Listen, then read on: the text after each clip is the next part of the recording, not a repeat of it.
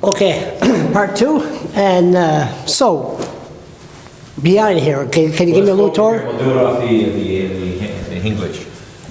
Yeah, this is the report card, the progress report. This is the progress report, Charles, and you can see that there's a lot of small language on the board.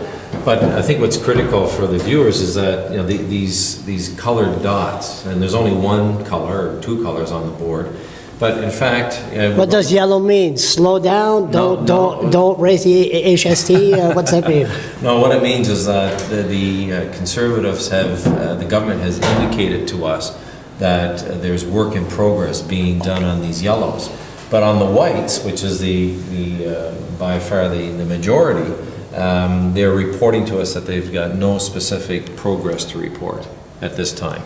But they only have 2 months. And there will be, hopefully, a green filling all of these. That's our goal. We want them to succeed here. We don't want the government to fail on these undertakings. They made them in good faith to New Brunswickers, put them on a time frame. So, but we're at the 4-month period, so we can't really scold them for not having fulfilled this because they still have 2 months left in the test period or the test time frame. But this is the big one here, as I mentioned. They committed that their candidates who became MLAs would hold monthly open meetings.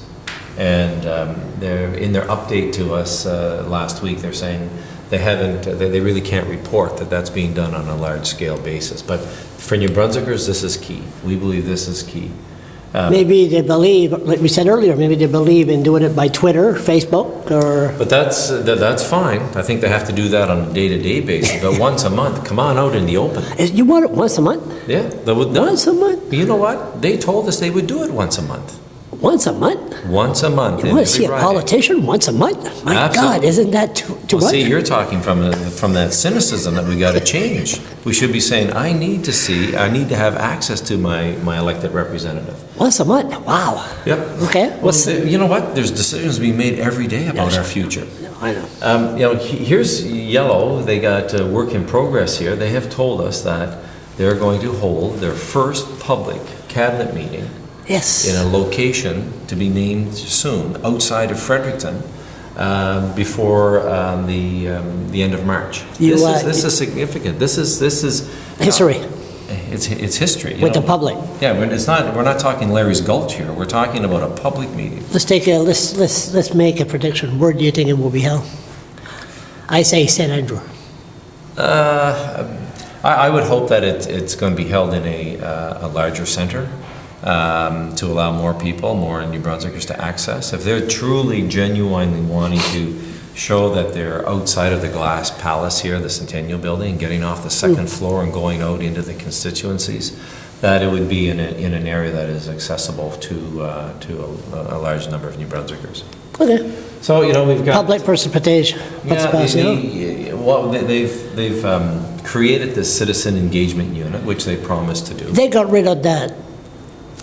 Department, but no, the yes, minister. That was a short-lived department. That's good. Okay. Yeah, I think that only came in like in April, perhaps. Yeah. Okay. But the citizen engagement unit, this is reporting directly to the Premier. They've sent it over to the Executive Council, and they're now developing the mandate and the terms of reference for that. And they're saying that we will have that in 2 months. So. Hopefully, if it's got the detail and it articulates what the mandate is, we'll be able to move this to green. That it was complete. The reinstatement of elected members to the regional health authority boards. Well, we know that. Oh, that's right. They got rid of that, right? The Liberals did. Our old friend Dorothy Dawson was elected to That's right. She was on a hospital board. Yes. And what they've promised to do is that they're going to reinstate elected members. Really? Now remember that the elections to these boards takes place in conjunction with municipal elections. Yeah. So it's down the road, but they did promise that they would give us the legislation in the first 6 months of being elected. I didn't know that. Yeah, well, see, these are things that they made commitments in writing to New Brunswickers that otherwise, if we're not bringing them forward, they'll be long forgotten. Oh, exactly. So what's this? Maybe some other things that I don't know. I find that hard to believe. Well, let's move over here. This, where is it here? Oh yeah, creating a New Brunswick lobbyist registry. The way the government works, there's people knocking on their doors every single day looking for handouts, looking to influence them. Mr. Irving, yeah. There's many others. I mean, the unions themselves, we're knocking on the doors. People argue that this is a bit of a lobbyist exercise as well. And bloggers chase them on the street with a camera. There you go.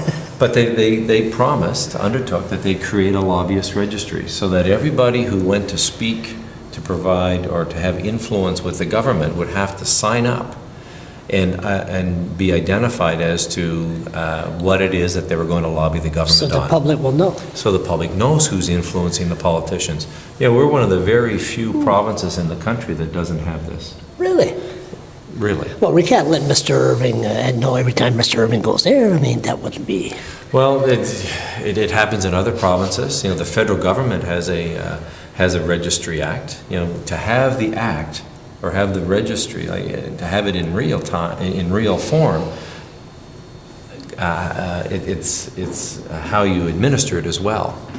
But they're saying that they're showing some progress on that. Good. And that's key for New Brunswick, because it's one of those things they say, well, what does all that mean? We believe this is significant. New Brunswickers have the right to know who it is that's trying to influence their elected officers. No question about it. Code of conduct, does that include their $6 million crooked raise in their pension? Or? Well, it does. Look at this. Here we go. Yeah, they have agreed that they'd implement the recommendations of the independent panel. Yeah. Remember how long that took to get going? Oh, yes. 2 years, I know. And then it took, after they promised it, and back in the spring, it took another 2 months to get going. The commitment that the Conservatives gave us was they would implement the recommendations of that panel. Well, the panel hasn't reported yet. That's why it's showing that there's no progress. Of course, I mean, we're going to wait another 2 years. Well, no, they said 6 months. So, if they will then have some authority over speeding that panel up. Oh, yes. They made a commitment that this would be done in 6 months.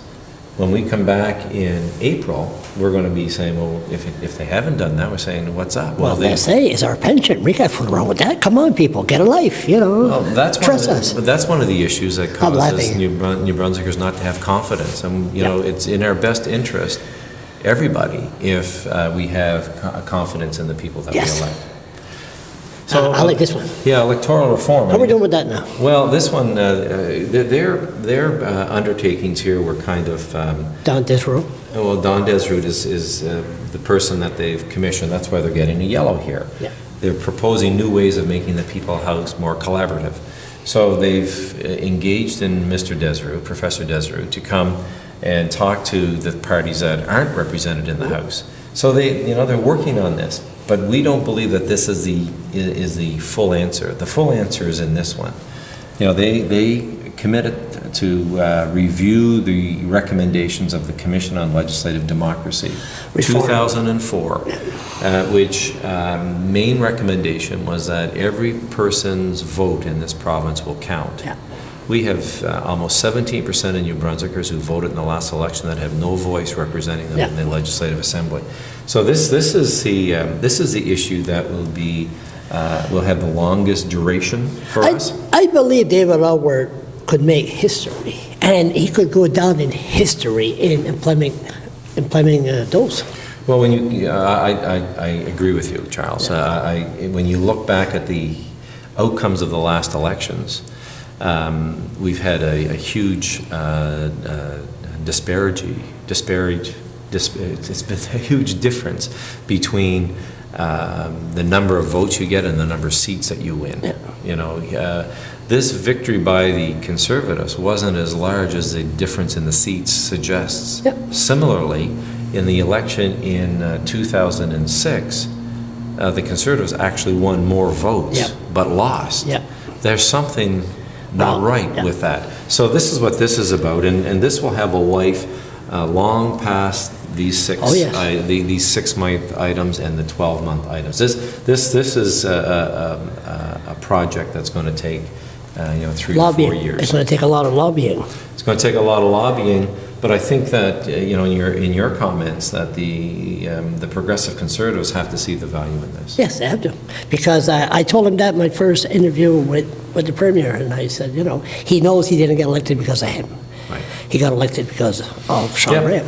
And he could take advantage of this opportunity and really, really change the way New Brunswick votes. And I think he will do it. Well, let's hope. At this point, they're showing some work in progress. We encourage them to continue with that, and we'll be back in April with a full 6-month report. See you in April, Tom, and always a pleasure. Keep up the fine work. Thank you very much.